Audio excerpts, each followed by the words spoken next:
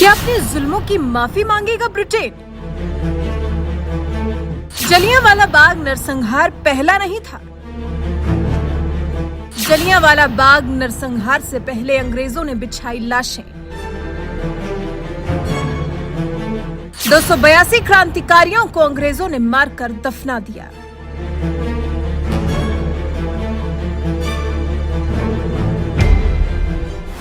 अप्रैल 1919 को बैसाखी का दिन किसको याद नहीं, जब पंजाब के अमृतसर में स्थित स्वर्ण मंदिर के पास एक महासभा का आयोजन किया गया था।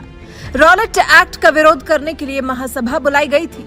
इस महासभा में अंग्रेज ऑफिसर जनरल डायर ने बिना बात के ही अंधाधुंध गोलियां चलवा दी थी, जिसमें 400 से ज्यादा लोगों की मौत हो गई थी। 2000 से भी ज्यादा लोग जख्मी हुए थे। और ये कोई पहला मौका नहीं था जब अंग्रेजों ने भारतीयों का नरसंहार किया था, बल्कि इससे पहले भी अंग्रेज ऐसे नरसंहार को अंजाम दे चुके थे, जिसका खुलासा अब हुआ है। जी हां, पंजाब के अजनाला कस्बे में जो साल 2014 में नरकंकाल निकले थे, उन पर रिसर्च अब पूरी हो चुकी है और पाया गया है कि ये लोग जिन्हें मारा गया, ये उत्तर भारतीय थे।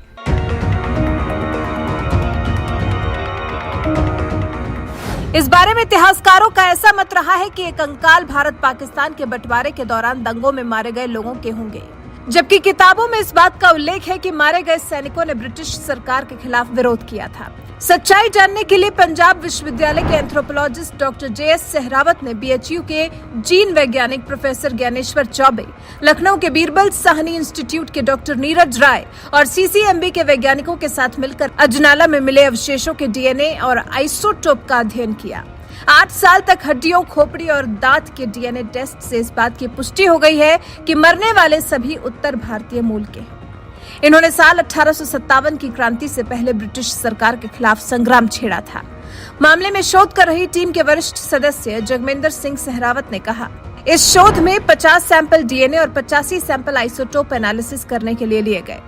DNA से लोगों के आनुवांशिक संबंध को समझने और आइसोटोप एनालिसिस से भोजन की आदतों के बारे में पता चलता है।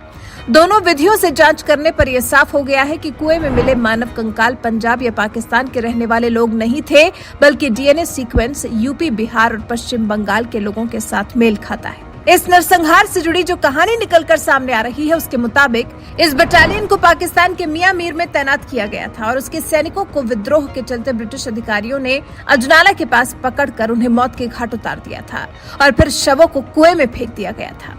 अजनाला के अवशेषों के DNA जांच में महत्वपूर्ण भूमिका निभाने वाले BHU के प्रोफेसर ज्ञानेश्वर चौबे के मुताबिक इस अध्ययन के निष्कर्ष से भारत के पहले स्वतंत्रता संग्राम के इतिहास में गुमनाम नायकों का प्रमुख पन्ना जुड़ेगा।